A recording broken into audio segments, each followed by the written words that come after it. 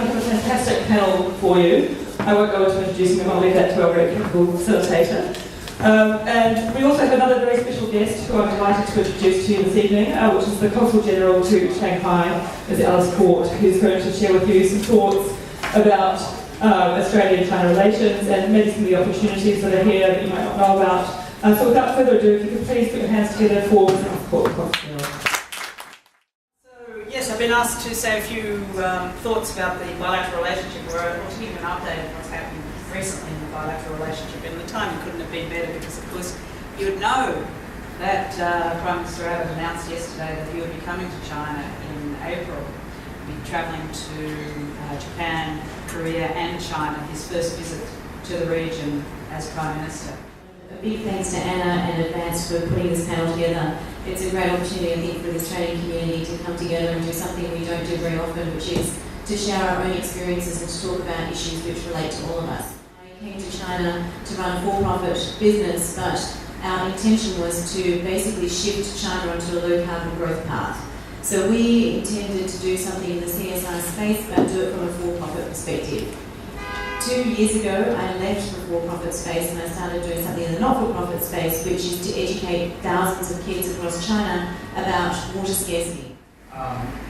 Getting involved in the extracurricular aspect, especially being in China, has helped me very definitely personally connect into a room like this. Personally, I think it's really important to give back and to be a part of community.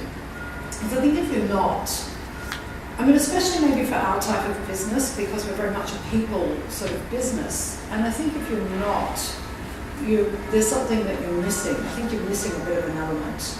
Maybe if you're in a different type of industry, it's not so important. But I think now it is extremely important from a sort of, I hesitate to say the word marketing because it's not really what I mean, but I think if you're not doing it, you're behind the 8 ball. So I think for that reason alone, you have to have a CSR sort of platform. I think it's really important for any person doing business in this country to demonstrate a long-term commitment to being here. And one of the ways to demonstrate a long-term commitment is by doing something in the CSR space. By saying, we commit to doing something other than just taking money away from China.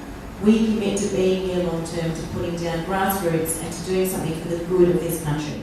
One of the interesting spaces I think that is emerging is that there's a large number of entrepreneurs, social entrepreneurs emerging in China who are looking for funding or looking for backing, and I think that will be an emerging space that comes up in the next couple of years. I've been amazed at the number of young, under 22-year-old young Chinese or foreign-born Chinese entrepreneurs who are starting up quite interesting, amazing businesses.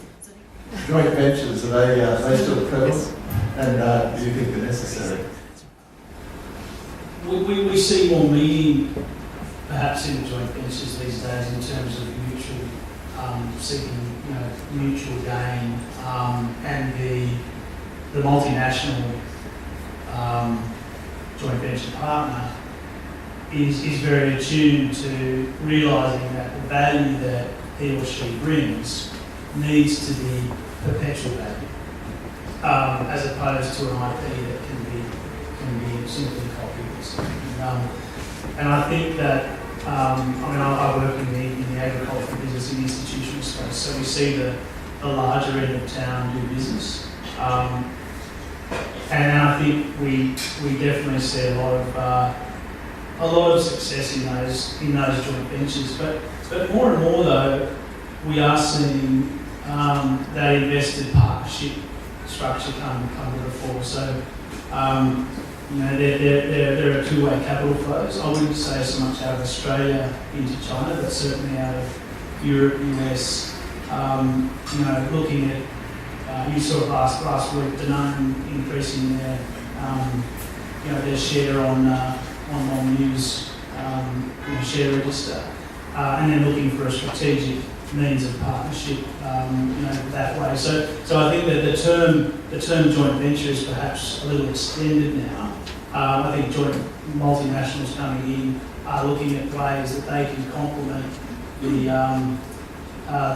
Chinese goals and there are a lot. You look at the third plan, the 12 5-year plan, there's a lot in there, and then deciphering that and working out what you're best at and how to deploy that value in a perpetual way is probably the road to success.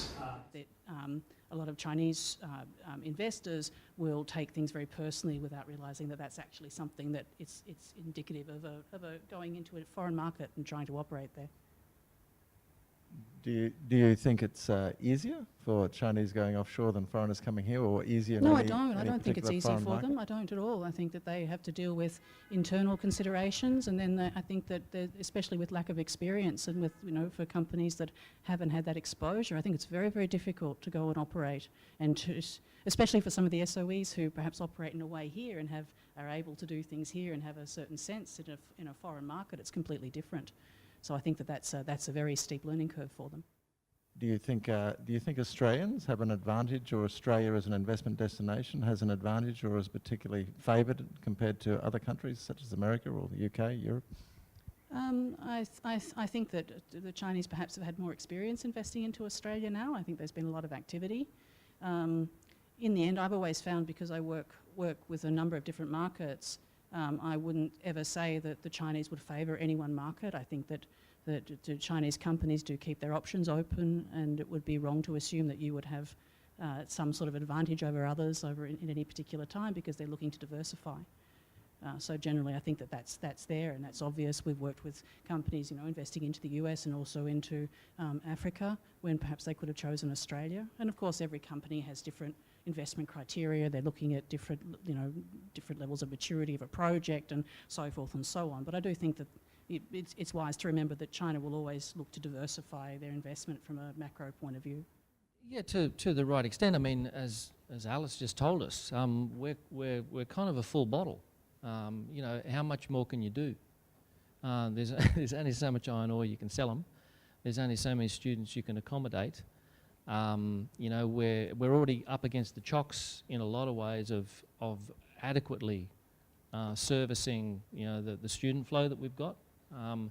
We're struggling to accommodate the rise in Chinese tourists.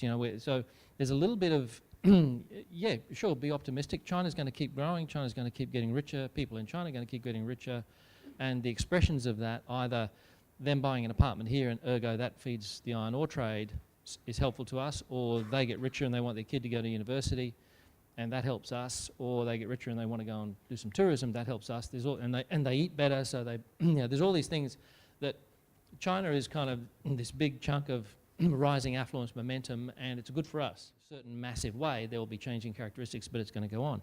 The challenge for us is actually thinking clearly about our interaction with that. The iron ore guys now have to think differently about the way they're interacting with China for a range of reasons.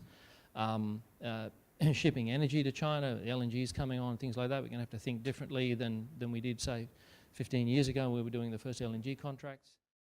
We're in the same zone in tourism now we were with the Japanese in the 80s. No one speaks Japanese, no one speaks Chinese, and there's Chinese tourists sort of wandering around aimlessly in a whole bunch of different places. And are we really servicing them the right way? Are we really able to give them the experience that they come back to China and go, hey, go to Australia, it's a really fabulous place? So I think those are the questions we've got to sort of leaven our optimism with.